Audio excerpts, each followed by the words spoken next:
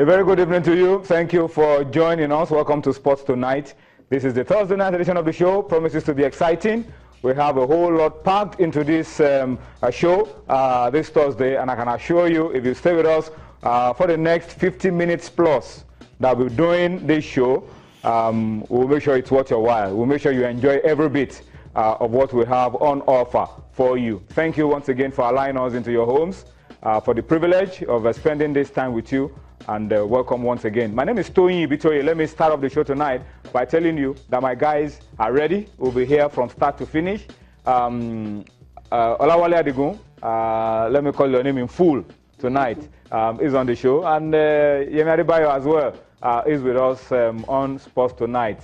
We'll be doing this show from start to finish, as I said, but we will also, at some point, be taking you to Washington. Our friend, our partner, Sonny Young, will be hooking up with us from Washington, and he has a whole lot of interesting dimensions to stories from that part of the world, and of course, the NBA, the NFL, the remarkable comeback story of the NFL, and of course, we'll be getting Sonny's feel about the just concluded Africa Cup of Nations. Sonny says he's been consuming humble pie from the knockout stage of that competition. So we'll find out from him exactly what has been happening. All right, so that's the setting for the show tonight. We will also, on the program tonight, be spending a lot of time to also talk about the plan of FIFA to expand the World Cup to 48 teams. Already, the confederations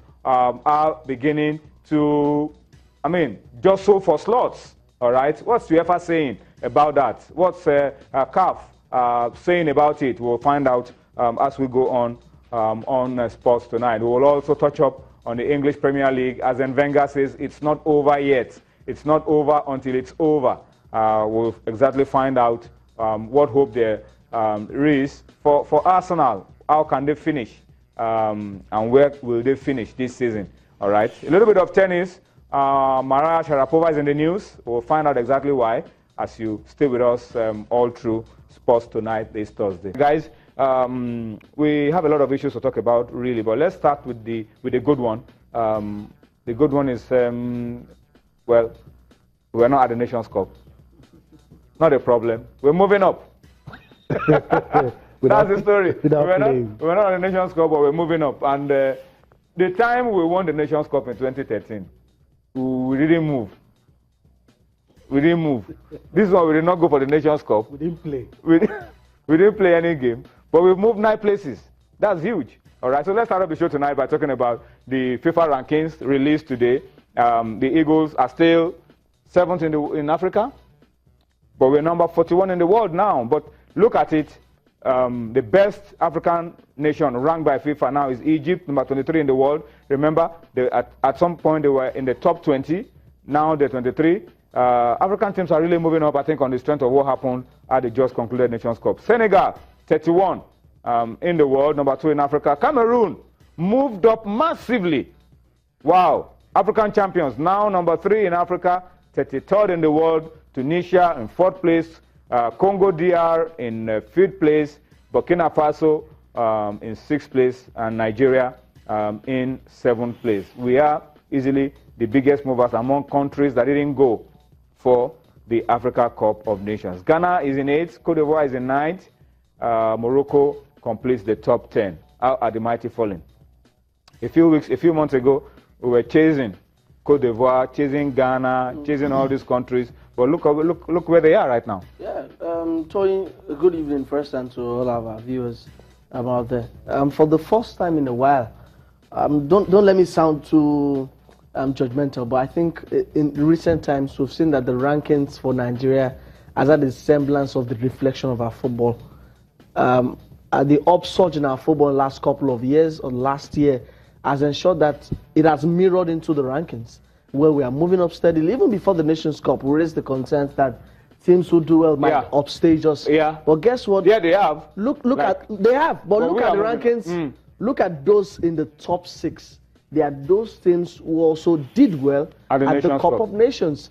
Maybe Senegal didn't do well, but they got out of their group. Cameroon are champions. Ghana got to the semi-finals. So everybody above us has done well. In the month under review. You get what I'm saying? And you look at those also below, the points deficit between us and them also was so huge for them to make up for. So it's really good, and that means that we can consolidate. That means we'll talk more about that. We'll talk more about that. What do we need to do to consolidate? We'll talk on that. But let's take a look at the top 10 in the world now. Not too many changes here. I mean, the top 10 in the world. You can take us through this one. Well, Argentina in first spot, followed by Brazil. Brazil at some point were out of the top 20. It shows that for years, actually. Yeah, it shows that form is temporal, but class is permanent. Definitely. This is where they belong. Yeah, obviously. World champions Germany in number 3, followed by Chile in the 4th spot, Belgium in number 5, France in 6, Colombia in 7, Portugal in 8, Uruguay in 9, and Spain in 10. I've always questioned why England is in the top 10. Now that they're not there, maybe you're happy. maybe I'll say I agree with this one. Well, England, Wales, you know, on the strength of what Wales did at Euro 26, maybe that's why they were there at some point. But this, like, I agree with you. You can't, especially at the period when nothing is really going on. You know, it's club football that's dominating the space. So not many national teams, you know, doing anything. So I think you could still agree. Maybe in terms of placement, you might have 1 or 2, but you know, still the best football playing nations in the world, top 10. I think I still agree. Okay, let's come to you now, Wale, and talk about what we need to do. You talked about maintaining the momentum. Well, Nigerians, for what we are, when these rankings were not favoring us, we really weren't paying too much attention to them. But now that it looks like it's helping us to go up, there are some advantages anyway to being properly ranked that you may not know about. It helps when you are doing transfers to some leagues. Some leagues don't take teams outside of some certain positions. But I found that very strange because the positions are not permanent. You could be down today and then you are up tomorrow. So if you are denying countries opportunities to do transfers based on the ranking, you probably would have denied the Nigerian last month.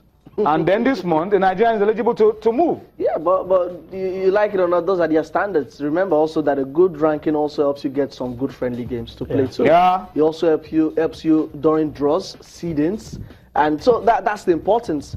But most importantly, when you're playing well, your rankings will improve. But like you asked me, what do we have to do? It's simple. Keep on playing. Keep on winning. Countries above us. You know, keep on playing those. It's very critical.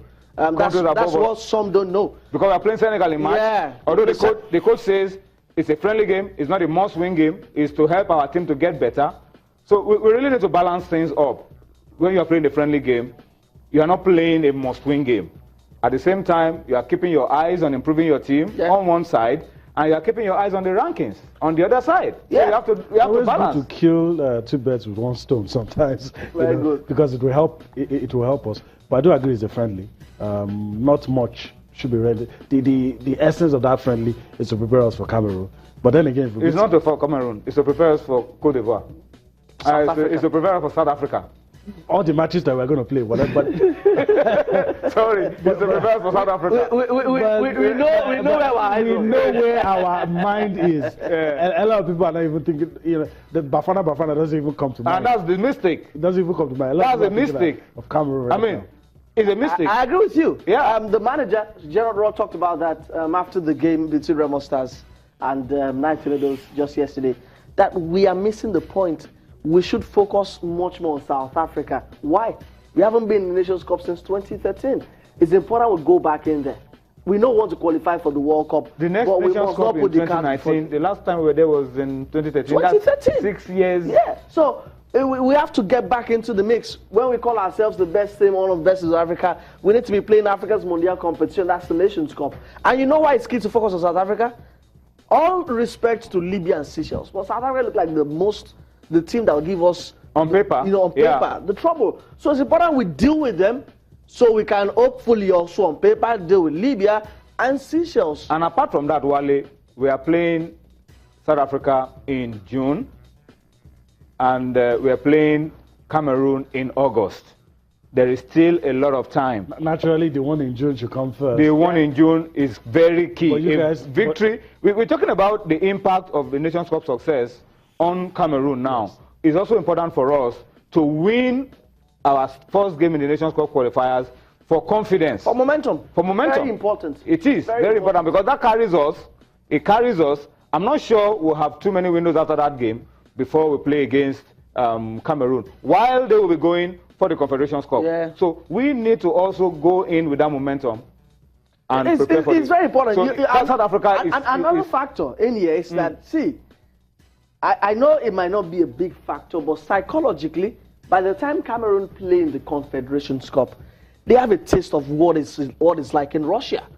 They have a taste of what World Cup is going to look like. So once they are done with the Confederations, they have that confidence come to the game against Super Eagles. We also have to meet them by also making sure that we have a good result against South Africa. Yeah. So that's why I agree with General. I think we are being carried away with that Cameroon game. Any friendly want to play is to prepare us for Cameroon. But forgive the average Nigerian fan for thinking that way. The disappointments and the bashings of the past.